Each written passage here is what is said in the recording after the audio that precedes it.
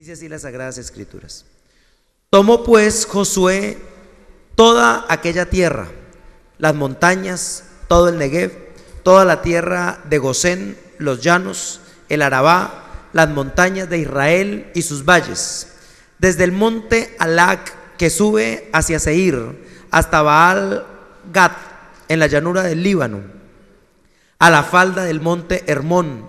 Tomó asimismo todos sus reyes y los hirió y los mató. Por mucho tiempo, léalo duro, diga, por mucho tiempo tuvo guerra Josué con estos reyes. No hubo ciudad, léalo duro, mi hermano, hágame el favor, léalo ahí, que esta palabra empiece a entrar en su corazón. Dice: no hubo ciudad que hiciese paz con los hijos de Israel, salvo los heveos que moraban en Gabaón, todo lo tomaron en guerra. Verso 20: porque esto vino de Dios, de Jehová, que endurecía el corazón de ellos para que resistiesen con guerra a Israel, para destruirlos, y que no les fuese hecha misericordia, sino que fuesen desarraigados, como Jehová lo había mandado a Moisés. Padre que estás en el cielo, es tu palabra, Dios mío. Permite, Señor, que hoy venga inmaculada a tu pueblo, Señor, que hoy venga limpia, que hoy venga pura, Señor, sin mis ideas preconcebidas, sin mi conocimiento humano, Señor, sin mi sabiduría terrenal, sino con lo que tú quieres enseñar a tu pueblo. Permíteme hoy, Señor, pararme en la brecha y reprender esas obras de Satanás, Señor, en el nombre de Jesús. Amén y amén. Siéntese, mi hermano, por favor. Existe, mi hermano, algunas ideas sobre la iglesia y también sobre la doctrina, sobre la liberación, que causan muchísimo daño. Y causan daño no tanto a la iglesia, no solo a la institución, sino nos causa un daño personal a nosotros mismos. Algunas ideas que a veces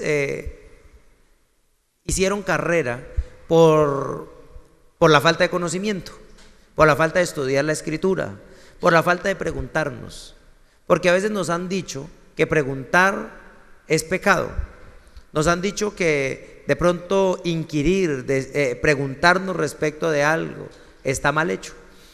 Job se preguntaba muchísimo qué había pasado y el Señor finalmente le contestó. Amén.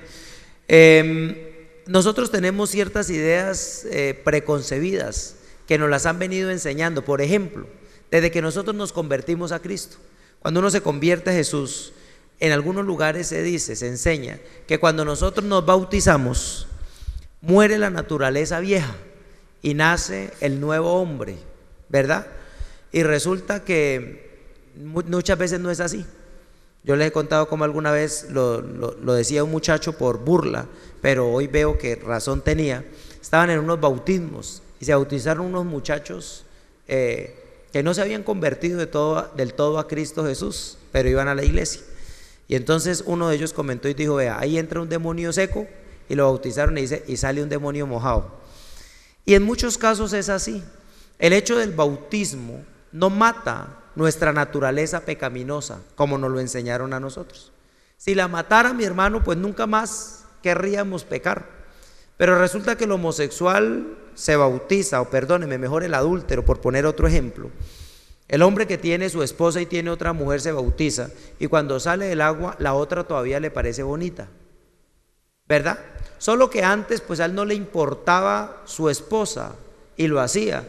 Cuando se ha bautizado, cuando nace la naturaleza espiritual, empieza a vivir una verdadera lucha, una verdadera guerra. El apóstol Pablo lo definió en Romanos 10 tal vez, o Romanos 7, creo que Romanos 7, donde dice: encuentro en mí una batalla, una lucha, una dicotomía. ¿Cuál es? Que lo que no quiero hacer, eso hago, y lo que hago no es lo que quiero hacer. Y dice: ¿y por qué me pasa esto? Porque no soy yo, es que el pecado que mora en mí. Entonces dése cuenta que ese pecado no murió por el bautismo, que esa naturaleza no muere. ¿Qué es lo que pasa cuando nos bautizamos? Que nace otra naturaleza que antes no existía, que es la naturaleza espiritual. Y entonces cuando nace la espiritual, como no muere esa, ¿Cuándo va a morir la naturaleza carnal? Aló. ¿Cuándo va a morir la naturaleza pecaminosa en nosotros? Cuando esto corruptible se vista de incorrupción. Cuando esto mortal se vista de inmortalidad. Mientras tanto, ¿qué tenemos? Una lucha. Amén. Pero nos dijeron a nosotros, es más, yo conozco hermanos que les pagan a los hijos para que se bauticen. El hijo le dice: yo hoy me bautizo, pero me regala 200,000 para una fiesta. Y entonces le dice: listo, yo le doy los 200,000 para la rumba, pero bautícese, porque creemos que esto les va a solucionar un problema. Y resulta que no, que el problema antes, perdónenme lo que voy a decir, se aumenta. Porque antes eran presa de Satanás solamente. Cuando creen en el Señor, ahora tienen que enfrentar lo que antes eran esclavos, hermano amado, y es muchas veces terrible. ¿Amén o no amén? Cuando estamos en manos de Satanás, porque yo lo estuve, como dice el apóstol, yo también en otra época anduve preso de esas concupiscencias. Pues el diablo, ¿para qué me querría atormentar del todo si finalmente yo le servía a sus propósitos? Amén. Si finalmente yo no creía ni siquiera que el diablo tal vez existía o no estaba consciente de eso. Pero cuando he venido a Cristo, dice el Evangelio de Juan, el capítulo 3, el versículo 20 o 19 tal vez, dice que la luz viene al mundo para descubrir las tinieblas, para hacer evidentes las tinieblas. Amén. Quiero hablarle con esto, quiero indicar con esto que cuando nos acercamos a Cristo, no significa, mi hermano, que desaparezca toda acción pecaminosa de nuestro cuerpo, sino antes significa que se evidencia. Si usted me ayuda, puede buscar el Evangelio de Juan, porque es bastante indicativo. El capítulo 3, el versículo 19 dice: esta es la condenación, que la luz vino al mundo y los hombres amaron más las tinieblas porque sus obras eran malas. El problema es lo que uno hace. Alguien me dio una palabra, supuestamente vino a una consejería, pero yo creo que antes me terminé aconsejando yo, y me dio una palabra que me bendijo muchísimo. Me dijo: muchas veces yo me quiero sentir mal. Y como que me abrió los ojos a mí me bendijo. ¿Por qué? Porque me di cuenta que muchas veces por nuestras obras amamos las tinieblas, porque me siento bien. A veces digo: no me puedo levantar a orar, y no es que no pueda, es que yo me quiero quedar arrunchado. ¿Amén o no amén? Solo me pasa a mí. Cuando sufrí tanto de la depresión, mire cómo me bendijo, una palabra tal vez sencillita, pero me bendijo, me quedó acá esta mañana, incluso estuve pensando, orando con eso. ¿Cuántas veces me he querido enfurecer? Siento como que me va a dar la rabiecita y me dejo ir ahí, me quiero sentir así. ¿Sabe qué dice la Biblia? Vino la luz, pero amaron sus obras malas. Sabían que eran malas. Y qué tremendo, porque dice: esa es la condenación. ¿Cómo tenemos nosotros que mirar? Pero mire lo que dice. Dice: porque todo el que hace lo malo, verso 20, aborrece la luz y no viene a la luz para que sus obras no sean reprendidas. Amén. Esto me lleva a mí a entender algo, mi hermano, y que yo quiero que hoy miremos nosotros bien de fondo. Y es que la luz, escúchemelo bien, hermano, acuérdense lo que yo he tratado de explicar estos días, no sé si con suficiente gracia, que la luz de Cristo es la revelación de Dios. Amén.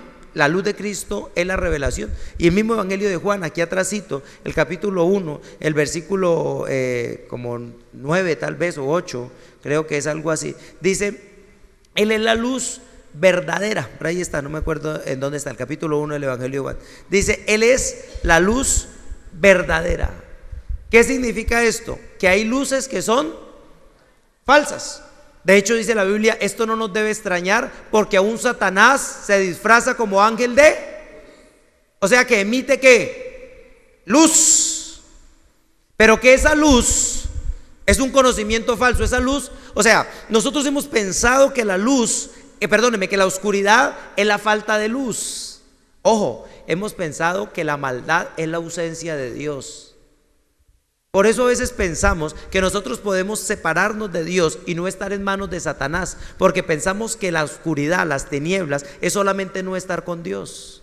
Pero resulta que las tinieblas no es la falta de luz, las tinieblas es una entidad aparte, particular. Así como Cristo, que es la luz del mundo, es la revelación del Padre, las tinieblas es la revelación de Satanás. Déjeme decirle algo, las tinieblas es ese conocimiento que vino para el sexo anal. Si hay niños, allá hay escuela dominical. ¿Quién le enseñó al hombre a tener sexo anal? ¿Quién le enseñó las diferentes poses sexuales? ¿Quién le enseñó al hombre todas las perversidades que hay? Le hago una pregunta, ¿quién se las enseñó a usted? ¿Le vinieron por revelación? De pronto sí. ¿Revelación de Dios? ¿Quién le enseñó a tirar piedra, a escalabrar a otro y a decir yo no fui? ¿Quién le enseñó a masturbarse? Son revelaciones. ¿De dónde salieron? Dejaron a dos muchachitos solos y cuando se dieron cuenta se estaban besando y cuando se dieron cuenta se quitaron la ropa y entraron en fornicación. Y pregunta el Señor, ¿quién te enseñó? ¿De dónde recibiste? Revelación. ¿Sabe qué es eso? Luz. Amén. Luz. La luz es revelación. La luz es conocimiento, pero ese conocimiento destruye. ¿Quién te enseñó a mentir con esa habilidad que tratas de mentirle a Dios hasta cuando oras? ¿Quién te enseñó a murmurar?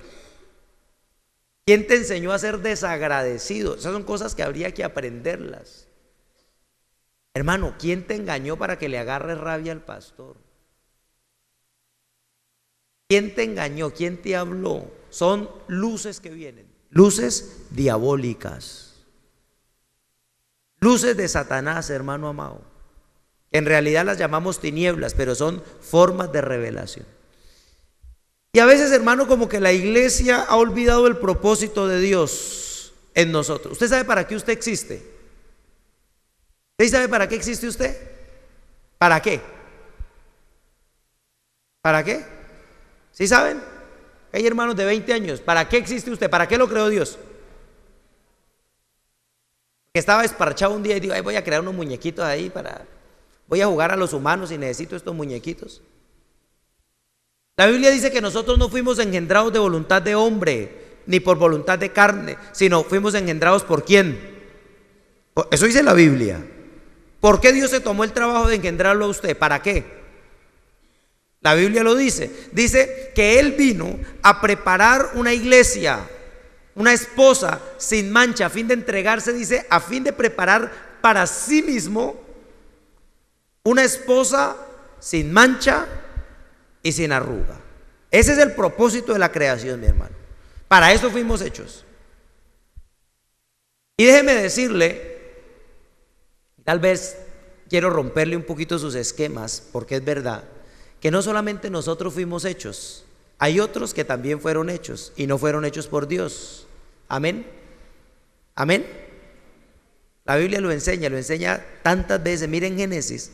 Me gusta este pedacito que hemos leído y a veces no entendemos. Génesis, el capítulo, déjeme mirar, tal vez es el capítulo 2. Permíteme mirar.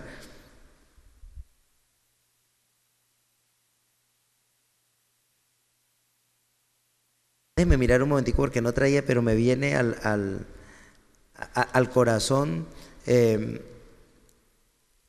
capítulo 2, el versículo 10, 10 y 11 dice: salía del Edén un río para regar el huerto, y de allí se repartía en 4 brazos. Verso 11. El nombre de uno era Pisón. Ese es el que rodea toda la tierra. ¿De quién? ¿Y quién era Ávila? Si solo existía Adán y Eva.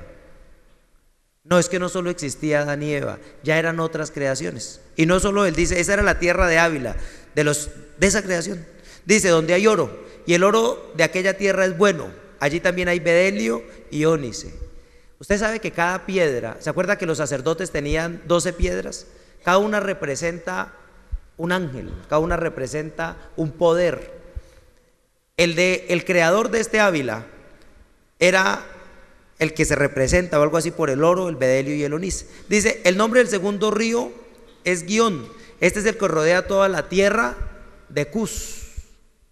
Pero si todavía ni siquiera existía Noé para que su nieto Cus existiera, es que no era ese Cus, es otro Cus. Esos son los africanos por allá. Amén. Y la Biblia lo dice, esto no nos sorprende. La Biblia lo dice. Dice que el Señor hizo su creación, Adán, a su Adán. Pero también dice la Escritura que el diablo hizo su creación. Amén. ¿No han leído que dice, ustedes son hijos de su papá? ¿Acaso es el mismo Dios? No. ¿Quién los hizo? El diablo. Y por eso dice, y por eso mire qué tremendo versículo. Dice, ustedes son hijos de su papá Satanás, y permítamelo decírselo en un término que usted lo entienda un poquito más, y tienen el ADN de Satanás. Yo le hago una pregunta, ¿quién le enseña a las abejas a hacer las colmenas? ¿Han visto una abeja reina diciéndole, usted corre 8 milímetros acá, luego gira 45 grados y corre otros 8 milímetros? Agarran, hermano, y hacen una colmena. ¿Quién les enseñó? Eso va en el ADN. Amén. ¿Quién le enseñó a Caín a matar? Iba en el ADN. ¿Por qué? Porque su papá, perdóneme, yo le hago una pregunta, si usted es negrito, ¿cómo usted no le enseña a su hijo a pigmentar la piel? Solo su piel se le empieza a pigmentar más de la cuenta y salen negritos. El ADN, mi hermano, se refleja, la creación se refleja. Y dice la Biblia, ustedes son hijos de su papá, Satanás. Total que por lo menos sabemos que están los hijos de Dios y los hijos del diablo. Y hemos visto que los hijos del diablo siempre quieren, en términos modernos, hacerle bullying a los hijos de Dios. Amén. Creo que es Primera de Juan, el capítulo 3, que lo revela así. Primera de Juan, no el Evangelio de Juan, sino atrás, antecitos de Apocalipsis. Primera de Juan, el capítulo 3.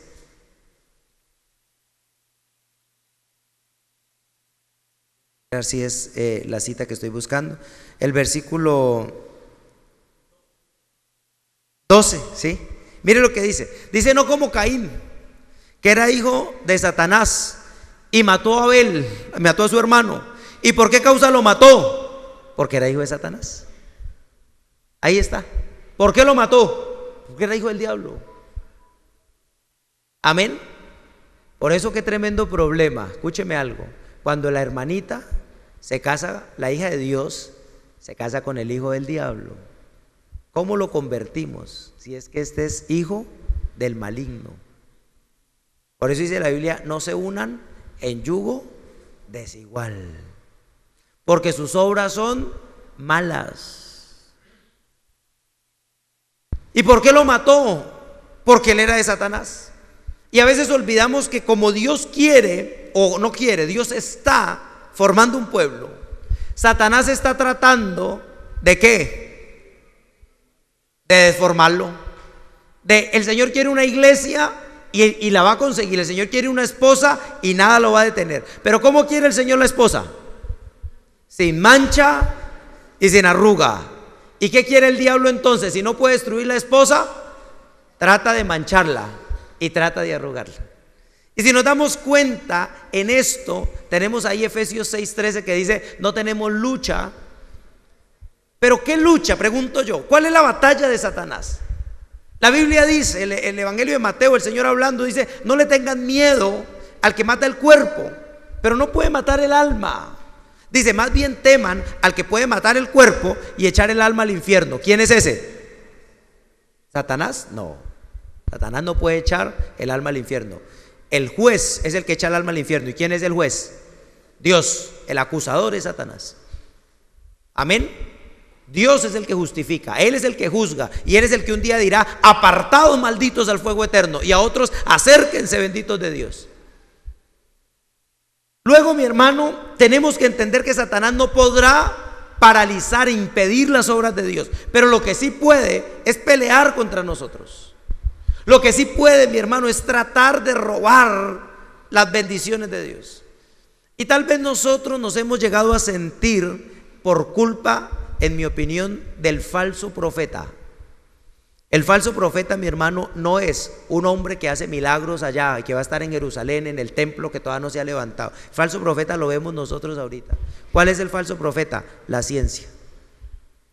La ciencia ha hecho, dice la Biblia, se le dio capacidad de hacer grandes milagros, de tal manera que la gente ya no crea en Dios. Y ahora, mi hermano, todo tiene una explicación. Ya mucha gente le cuesta trabajo creer en Dios, porque Stephen Hawking sacó el libro del origen del universo. Y entonces lo leyeron, y es interesante porque el libro dice: nadie entiende bien la teoría de la relatividad cuántica. El mismo científico lo dice, yo mismo no la entiendo bien, pero esta es la mejor explicación que tenemos. Ahí lo dice. O sea, ellos no están seguros, no pueden estarlo. Dicen: hay cosas que no entendemos, como que, por ejemplo, el pasado y el futuro no existen. Acá nos da unas pruebas matemáticas, nos dicen que no existen, pero no entendemos cómo es eso. Pero alguien lo dijo, y entonces, ya como la ciencia lo dijo, como se ganó el premio Nobel de Física, como se ganó el premio Nobel de Paz, como se ganó el premio Nobel de Medicina, entonces lo que dice ese loco tiene que ser verdad. ¿Qué importa que la Biblia diga otra cosa? Nos cuesta trabajo entender que hay ángeles en los cuatro vientos, porque decimos: es que la tierra no es cuadrada, es redonda. ¿Cuáles cuatro esquinas? Y entonces pensamos desvirtuar la palabra del Señor por causa de la ciencia. Y ese falso profeta, mi hermano, ha enfrentado la iglesia. Y hoy día, y se lo digo en el nombre del Señor, y entiéndalo usted, hoy día estamos muchas veces bajo las manos, bajo las garras del mismo Satanás, y no queremos creerlo. Atados, hermano. Yo me sorprendo cuando escucho estadísticas. Por ejemplo, las ganancias de los casinos, las ganancias de los juegos de azar. Hay una vallita yendo para Porfía, dice, con suerte, este año aportamos 50.000, yo no sé cuántos miles de millones a la salud.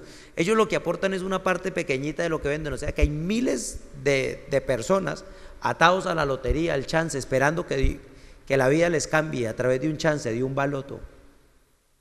Empobrecidos, ahí, hermano, atados.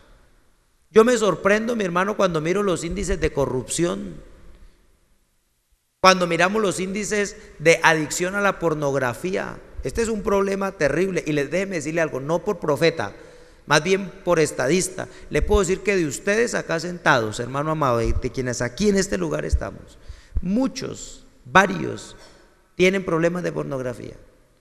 Les da vergüenza decirlo, les da vergüenza admitirlo, pero los está destruyendo. Han intentado dejarlo, pero no pueden. Y todavía aún así dicen que no es el diablo. Entonces, ¿quién? Dios. Miramos problemas económicos serios, hermano. Destrucción donde debía haber bendición. Y todavía aún así no creemos que estamos siendo atacados por las obras del enemigo. Yo pregunto, ¿entonces quién? ¿Dios? Pues eso es lo normal, es lo que tiene que pasar. Pero la Biblia dice: el que no es conmigo está contra mí. La Biblia dice: yo deseo que seas prosperado en todo, que tengas salud. ¿Cómo no nos damos cuenta, mi hermano amado, que el estancamiento emocional, las estadísticas, 3 de cada 5 matrimonios se divorcian? El año pasado hubo más divorcios que matrimonios. Los matrimonios duran no más de 5 años en Colombia. Son estadísticas reales, hermano. Los hombres dicen que son muy adúlteros, pero yo pregunto: ¿con quién adultera un hombre? ¿Con otro hombre? Bueno, hoy día algunos, pero la mayoría con mujeres. ¿Qué significa eso? Que el adulterio está destruyendo los hogares, hermano amado, y todavía no creemos que Satanás está ahí operando. Mire, déjeme decírselo de una manera sencillita, usted que es creyente, ¿Qué dificultad tan terrible usted en su corazón siente para acercarse a Dios? Para vibrar en la presencia del Señor, para disfrutar su presencia. No es solamente venir a la iglesia, es disfrutar esa presencia de Dios. ¿Sabe qué decía David? Que era un hombre que había sido liberado por el Señor. Decía: cuán deleite hay en tus moradas, cuán deliciosas, decía. Decía, es mejor, hasta hay un corito. Decía David: estar en tus moradas un día es mejor que estar 1000 días afuera. Dice la Biblia: donde está el Espíritu del Señor, hay libertad. ¿Y dónde ha quedado esas cosas? ¿Dónde ha quedado la libertad si todavía somos esclavos de la amargura? ¿Dónde ha quedado la libertad si todavía somos esclavos de la depresión, del trago, de las emociones de este mundo? Dígame la verdad, mi hermano. Ayer, cuando le metieron el tercer gol a Colombia, ¿cuánto cristiano no se deprimió? Ya me llegó uno triste, aburrido, con cara de morirse, y me confiesa después, dice: si Colombia hubiera metido un gol, yo no vengo, vine acá de tristeza, de dolor. Y hermano, déjeme decirle que muchos se deprimen, se afligen por las cosas de este mundo. Nos pesa. Mire, mi hermano, se lo digo de verdad, y yo ayer lo pensaba, se lo decía al hermano Mario, que no lo había visto, llegó a tiempo, pero que tenemos unas enseñanzas específicas para algunos hermanos. Y yo ayer decía: si un hermano se queda viendo el partido y no viene, no sirve para esto. Toca, si viene la próxima vez, toca devolverlo. No es posible, mi hermano, que nuestro corazón esté tan amarrado a las cosas de este mundo, que una pequeña ligereza, no digo que esté mal, cuando se pueda hay que mirarlo, listo, y si usted le puede hacer fuerza, hágalo, y ponerse la camiseta, póngasela. Pero no puede ser, hermano, que nuestro corazón dependa de esto. Que ganó Colombia y usted se puso feliz y abrazó a su esposa y hubo avivamiento en su casa, y perdió Colombia y entonces usted se deprimió y no quiere salir. Hermanos, esos son ataduras de nuestro corazón. Son ataduras que hay allí. Y cuando nosotros miramos esta realidad, cuando nosotros sopesamos tal vez nuestra vida, por causa, como lo dice acá en Juan, donde leímos Juan 3:20, dice: cuando miramos las obras, porque podemos decir que amamos a Dios. Los fariseos decían: nosotros somos hijos de Abraham. Usted puede decir que usted es cristiano, usted puede decir que usted es bautizada, usted puede decir que usted canta, usted puede decir que usted profetiza, pero sus obras, hermano amado, y las mías reflejan la verdadera batalla que estamos viviendo, y reflejan, hermano amado, la problemática que hay en medio de la batalla espiritual. Muestran, mi hermano, que nosotros no tenemos lucha contra sangre y carne. Yo le pregunto, si alguien acá tiene problemas, no sé, con el trago, ¿cuántas veces no se ha mentalizado usted que no vuelve a tomar? Si tiene problemas con el pecado sexual, con el sexo antinatural, ¿cuántas veces usted no ha dicho: yo no vuelvo a hacer esto a mi mujer? ¿Y qué pasa después? Si tiene problemas con la ira, ¿cuántas veces no ha ido a comprarle ropa a sus hijos, a decirle: ay, perdóneme?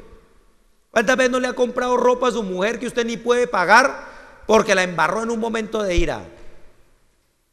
Pero después, otra vez lo mismo. ¿Qué pasó entonces, hermano? Es que no es con la mente que es carnal, no es con el cerebro que tiene sangre. El problema que usted puede tener y que yo puedo tener se llama la actividad demoníaca. La conquista de la tierra prometida, mi hermano, es el símil más grande, la figura literaria más hermosa que tenemos de lo que es la bendición. Y es algo tremendo porque salieron de la esclavitud de Egipto por mano del Señor. Y cuando pasaron el Jordán, algunos dicen que el Jordán tipifica el arrebatamiento, y no, mi hermano. El Jordán representa el bautismo. Cuando usted se bautiza, pasa el Jordán. Pero cuando ellos pasaron el Jordán, pensaron que iban a entrar a la tierra. Y sí y no, porque la miraron. ¿Y qué fue lo primero que miraron? ¿Qué fue lo primero que miraron? ¿Qué? ¿Montañas? ¿Gigantes? No, lo primero que miraron fue unas murallas gigantes. Ni siquiera podían ver los gigantes, estaban allá adentro. unas murallas de varios metros, no podían pasar, no sabían qué había adentro, por eso mandaron espías. Ellos dijeron: llegamos a la tierra, y cuando entran, miran una ciudad gigante, mi hermano, con unas murallas impenetrables, y el Señor les dice: adentro está su bendición. Y entonces mandan espías, todos emocionados, porque ellos pensaban que cuando entraban tal vez allá habían enanos, tal vez habían ciegos, mancos, eso los iban a agarrar facilito. Y detrás de las murallas, ¿qué habían? Ahora sí, gigantes, gigantes, y también tremendas bendiciones.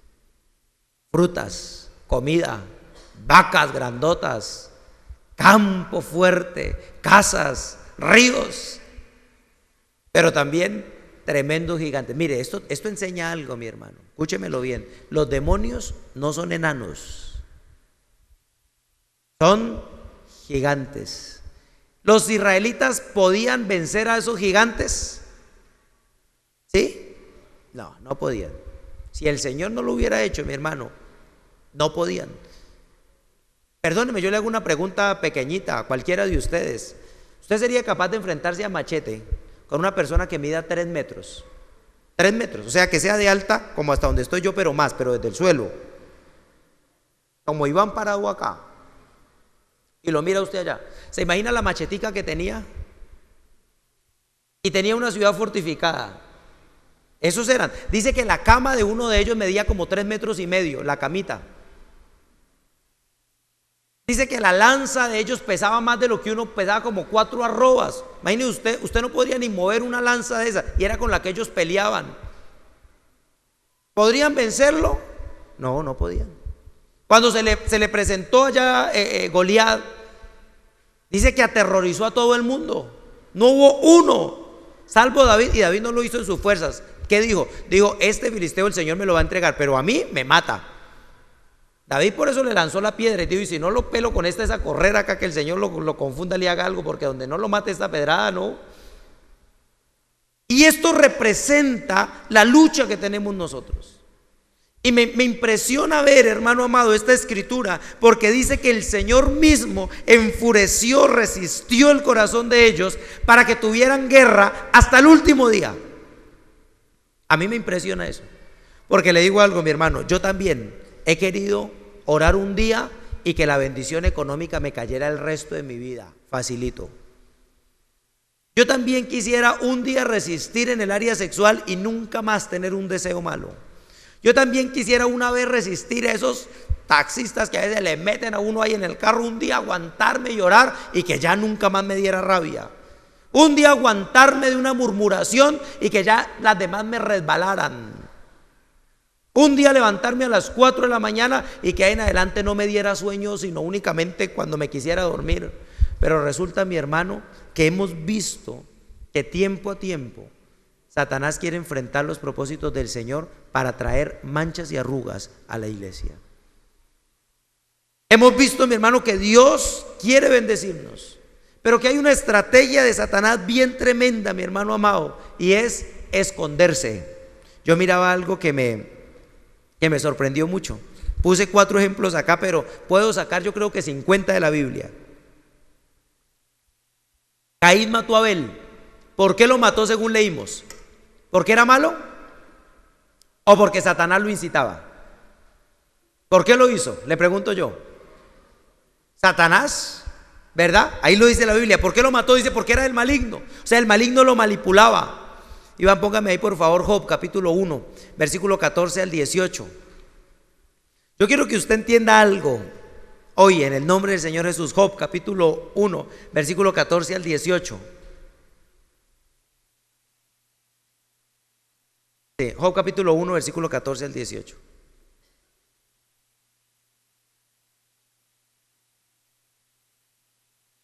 Dice: vino un mensajero, estaba Job hablando, y le dijo: los bueyes estaban arando, las asnas paciendo junto a ellos, y los sabeos. ¿Quiénes eran los sabeos? Una gente que vivía lejísimos. Dice: los sabeos atacaron y se los llevaron. También mataron a los criados a filo de espada. Solo yo escapé para contártelo. Verso 16. Mientras estaba hablando, mire la sincronía. Mientras estaba hablando, vino otro y le dijo: fuego de Dios cayó del cielo y quemó a las ovejas y a los criados y los consumió. La naturaleza, un rayo, les cayeron los rayos y los mataron. Solo yo escapé para contártelo. Este todavía estaba hablando cuando llegó otro, hizo fila y dice: los caldeos, ya no los sabeos, los caldeos. ¿Usted qué dice? ¿Que se mandaron un email para ponerse de acuerdo y atacar el mismo día? ¿Quién los incitó?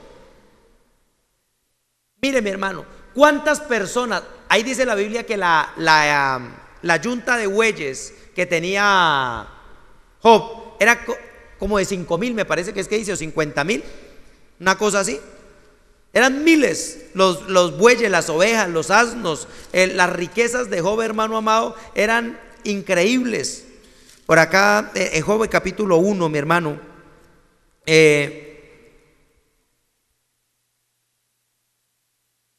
¿dónde está? Cuando habla de las riquezas de Job, hermano amado, dice que eran miles lo que tenía él, que tenía 5,000 bueyes, no sé. Mire, Job capítulo 1 versículo 3 dice: la hacienda de Job, mire la hacienda de Job, Job capítulo 1 versículo 3: 7,000 ovejas, 3,000 camellos, 500 yuntas de bueyes, 500 asnas, muchísimos criados. ¿Cuántos tuvieron que venir? No era uno. ¿Cuántos tuvieron que venir a pelear con ellos? Cientos o tal vez miles. ¿Quién los puso de acuerdo? Pero ellos pensaban que estaban haciendo un buen negocio. Ellos pensaban que estaban siendo autónomos. Ellos pensaban que se les ocurrió una gran idea de repente. Mi hermano, tal vez a usted de repente se le ocurre una gran idea que lo va a llevar a la quiebra, que le va a destruir el matrimonio.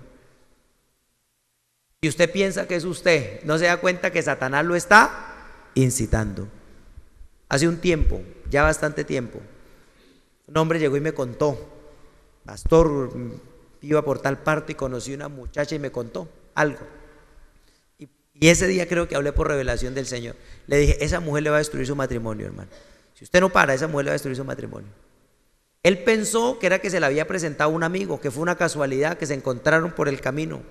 Pero Satanás estaba preparando la destrucción de su hogar. Cuando yo le dije eso, le dije: Satanás le va a destruir el hogar, esa mujer le va a destruir el hogar, esa mujer es un demonio.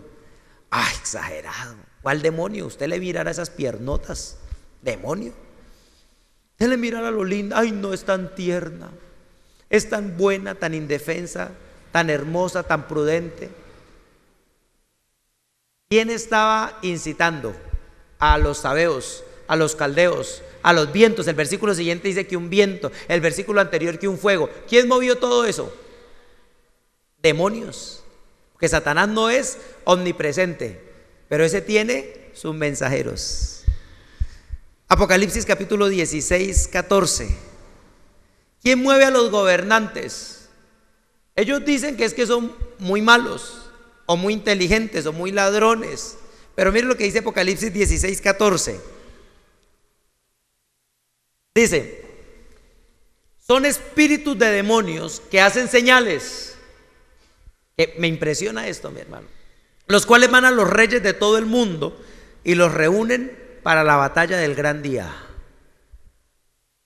Ellos piensan que están peleando por la seguridad nacional de Estados Unidos. Ellos piensan que están peleando por la potencia que se volvió China. Ellos piensan que están luchando por el socialismo. Pero en realidad los espíritus inmundos los están moviendo. Yo pregunto, si eso hacen con gobernantes que tienen consejeros, que tienen tanto peso alrededor de ellos que no pueden decidir lo que quieran, ¿se pregunta usted cuántas veces lo ha movido Satanás?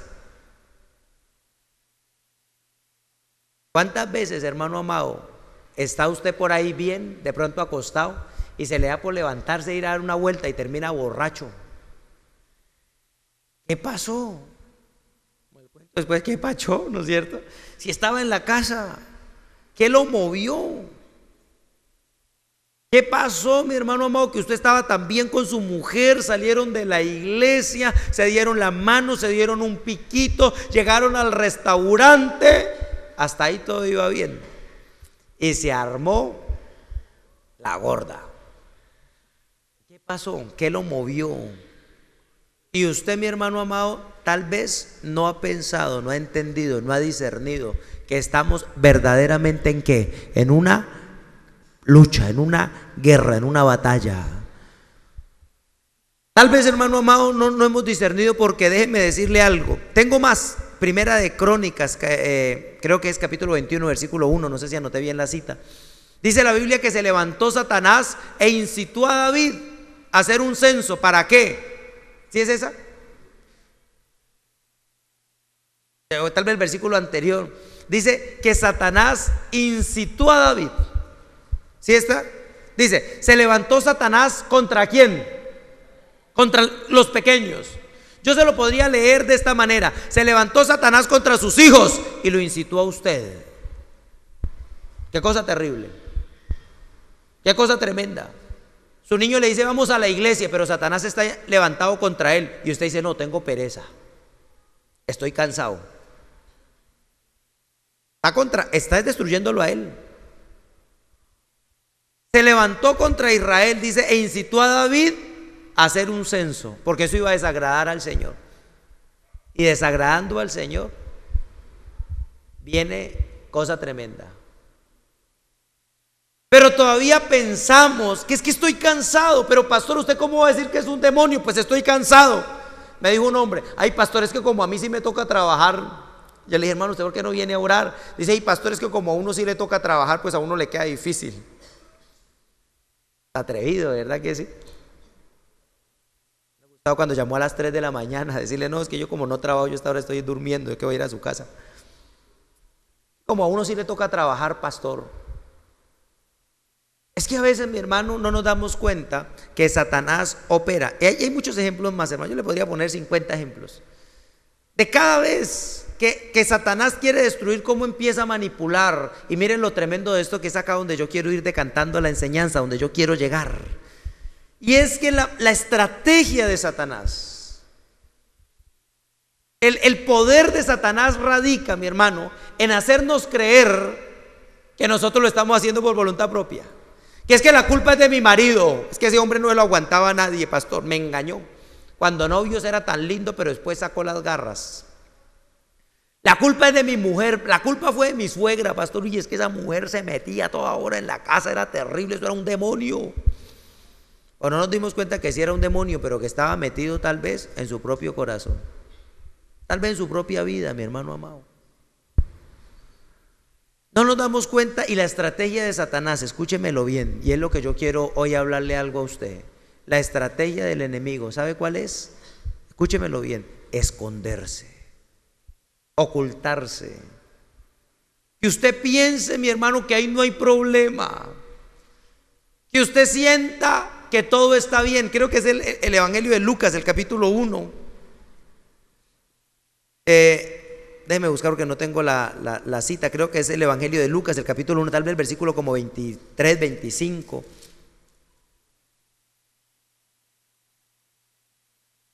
Evangelio de Lucas, capítulo 1.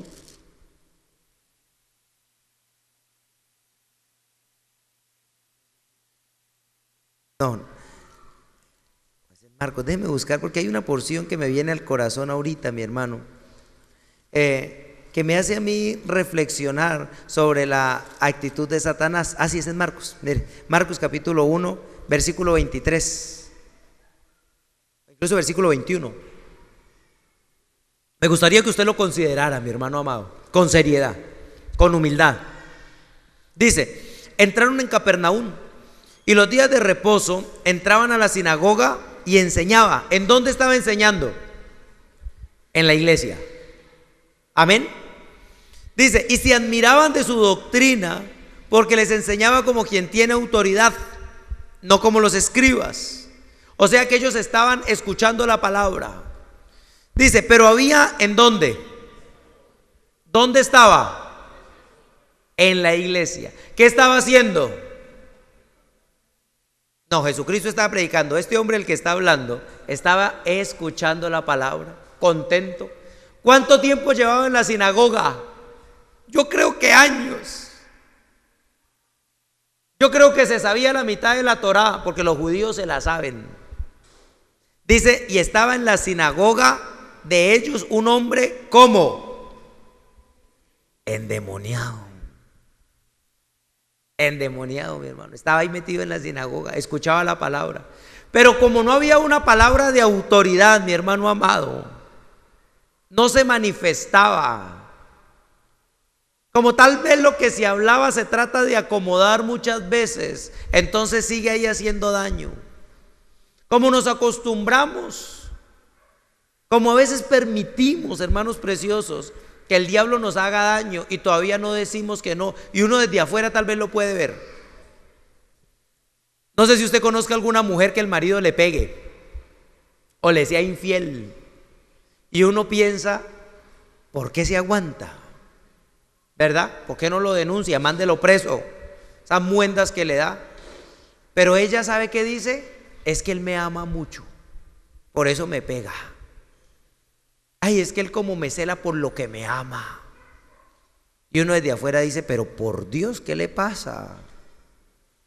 Y así mucho creyente, mi hermano, con el demonio al hombro, y todavía no piensan que hay que enfrentarlo.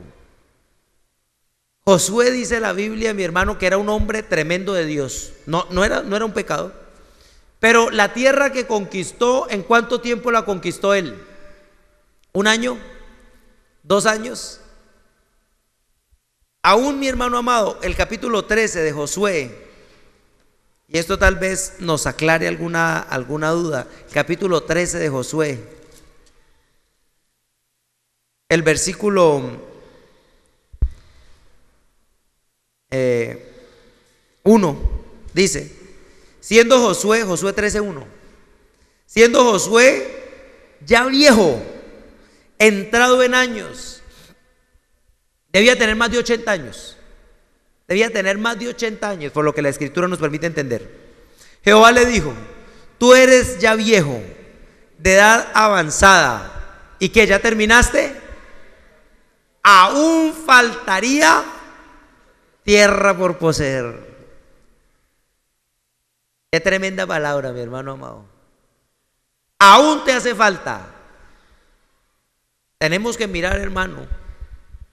Y esto es una representación, esto es un símbolo, mis hermanos amados. Esto es un símbolo.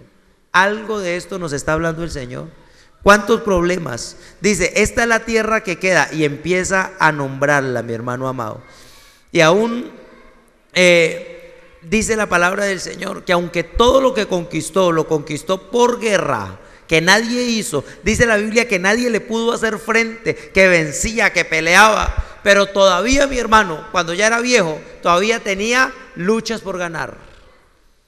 A veces los creyentes, hermano, hemos pensado que no necesitamos nosotros enfrentar algunas obras de Satanás. Cuando el mismo Señor Jesucristo dice, aunque ese demonio salga, eventualmente va a tratar de volver. ¿Cuántas veces, hermanos amados, nos hemos quedado paralizados frente a las obras del enemigo? Tal vez siguiéndole la estrategia a Satanás de esconderse, y entonces nosotros nos da pena reconocer que tal vez tenemos un problema. Nos da pena, o nos da pereza, o nos da miedo, o nos parece sencillamente algo estúpido ponernos a reprender. Cuando uno mira la escritura, los enfrentamientos del Señor con los demonios, eran diferentes sus oraciones. Cuando reprendía, dice la Biblia, que clamaba a gran voz y le decía, sal de él.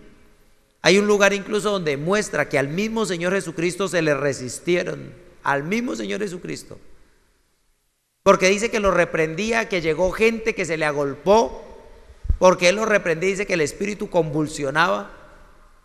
Qué cosa tremenda, mi hermano. Pero todavía muchas veces nos cuesta trabajo a nosotros enfrentar o tener estas luchas. Cuando sucede algo, tal vez nuestra primera sensación es, me voy para el médico, llevo a mi hijo al médico. Tal vez lo primero que se nos ocurre es, ay Dios mío, ayúdame. Tal vez tenemos ciertas frases que ni entendemos qué significan. Me cubro con la sangre de Cristo. Ay, sangrecita, sangrecita, sangrecita de Cristo. Y no entendemos ni qué estamos diciendo. Tal vez, hermanos, atacados muchas veces por el diablo y diciendo solamente, Señor, ayúdame. Tal vez, hermano, dándonos azote. dándonos látigo. Yo soy bien bruto, yo soy bien malo, yo soy bien necio, soy un estúpido, nunca voy a poder con esto. Pero no nos damos cuenta, mi hermano, que hay una obra de Satanás que hay que vencer. Tal vez peleando con la mujer, peleando con el marido, sin identificar siquiera que hay una obra de una tiniebla ahí operando, ceguera espiritual, luces demoníacas, manifestaciones de Satanás. Es tremendo, mi hermano amado, que a veces en la iglesia nos acomodemos, el diablo dándonos palo en la parte económica y nosotros absolutamente inconscientes de lo que está haciendo Satanás. Tal vez incluso peleando. De acá en la iglesia se ha ido gente porque dices que el pastor ora mucho, ora al principio, ora al final. ¡Ay, qué pereza! Y tal vez, hermano amado, en medio de una situación, él mismo, en su propia vida, en su propia familia, caótica, en su propio corazón, tal vez llenos de problemas, y no nos damos cuenta. ¿Sabe por qué, mi hermano? Porque el diablo se esconde. Caín tuvo sus razones para pensar que él había matado a Abel por algo. Cada persona de los que actúa pensó que actuó de una manera, pero mi pregunta es, ¿no nos muestra acaso la escritura que el enemigo los estaba manipulando? Yo quisiera, mi hermano, hoy, y lo digo en el nombre del Señor, que nosotros analizáramos un poquito, cada uno de nosotros, que tratáramos de descubrir las obras de Satanás, que tratáramos de proponernos delante de Dios cómo salir de allí. Yo quiero poner, miren, las cosas físicas a veces nos enseñan. Imagínense un niño de estos que lo agarró la guerrilla o los paramilitares y lo metieron, lo llevaron a las malas a los 10, 12 años. Y cuando ese muchacho tiene 18, odia a todo el mundo. Es un asesino terrible, una persona despiadada, desalmada. Y de repente mi hermano empieza a pensar y a decir, pero yo ¿por qué odio a ese señor de allá que no me ha hecho nada?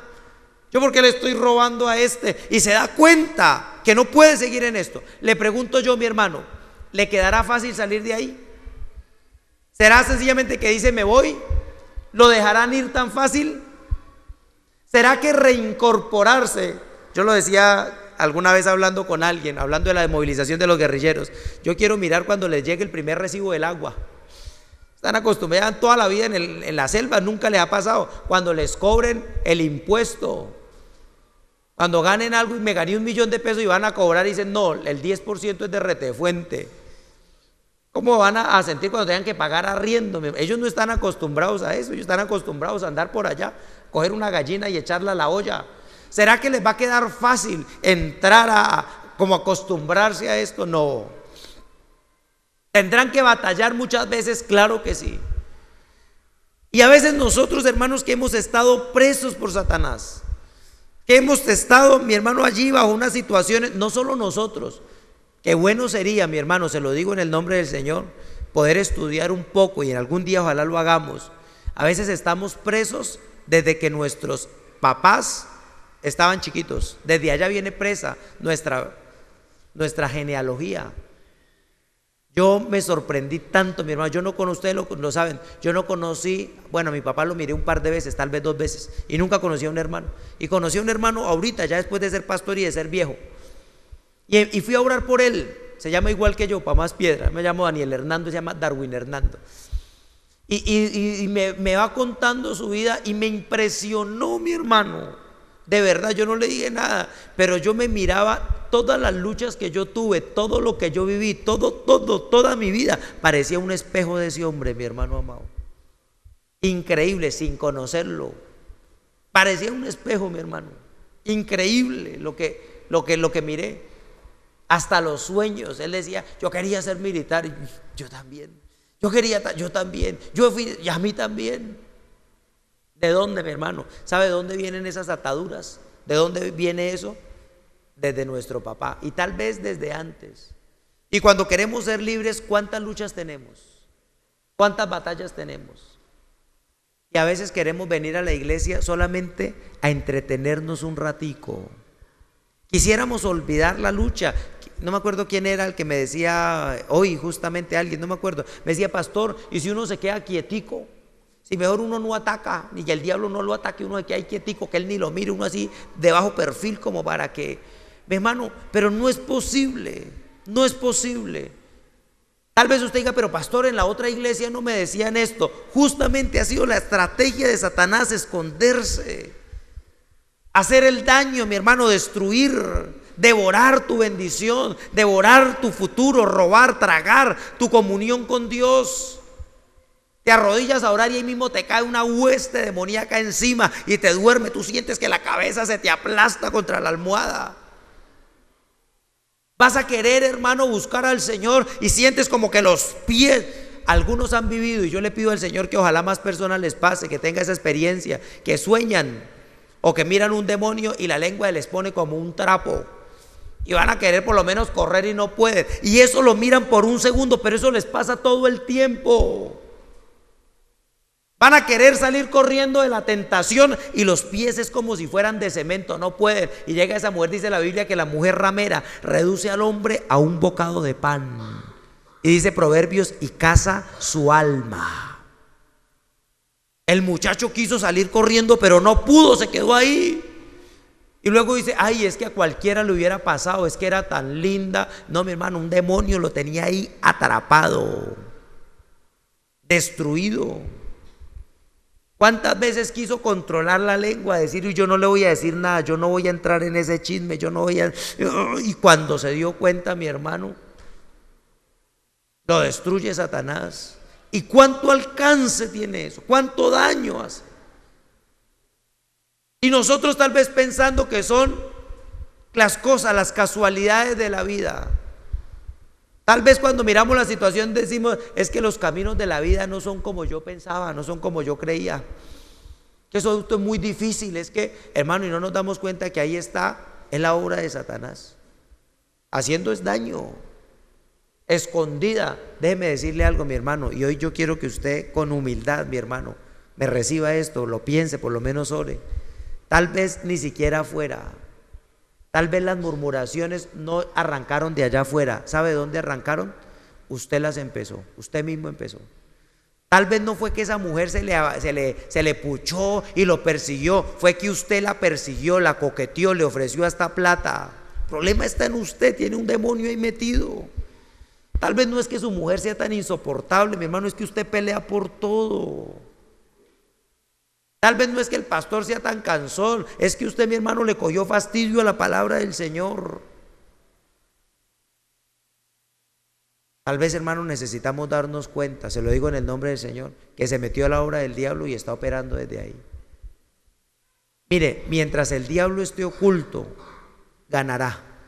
Mientras el diablo esté escondido, ¿cómo lo vamos a destruir? Cuando un ladrón se mete a la casa y tal vez usted se levanta o el dueño de la casa se levanta, prende la luz y él se quedó ahí detrás de las cortinas, quietico. Pero si lo descubren, pues lo sacan. El solo susto de estar metido en la casa que no es, lo saca. Pero mientras se pueda esconder, hermano amado, está listo para hacer daño. La Biblia dice, si el hombre supiera cuándo va a venir el ladrón, pues velaría y no dejaría minar su casa. Pero como se acuesta a dormir, se mete, y cuando se mete, destruye. Y hoy nosotros no estamos enfrentados a cosas humanas, estamos enfrentando esos poderes y muchas veces los estamos enfrentando adormilados. Yo lo miro, mi hermano, cuando cantamos, la palabra enseña que durante la alabanza, la adoración, pueden pasar cosas, puede haber liberación, pero usted tal vez no se da cuenta que usted ni siquiera puede cantar, no hace el esfuerzo. Tal vez usted se da cuenta, mi hermano, que consciente o inconscientemente usted trata de llegar al culto por allá sobre las 7:30. Ojalá calculando que ya haya pasado la alabanza. Si está de buenas, dice, de pronto ya pasó la ofrenda. Pero cumple con venir a la iglesia.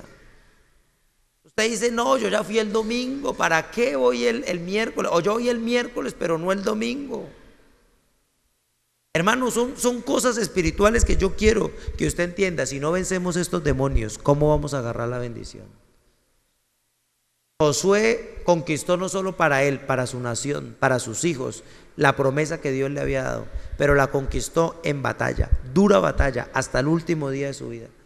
Cada vez que le enfrentó algo, él decía, cuando miraron los gigantes, dice, los devoraremos como a pan. Su amparo, su sombra, su Dios se les quitó. Está huyendo su Dios. Nosotros podremos enfrentarlo.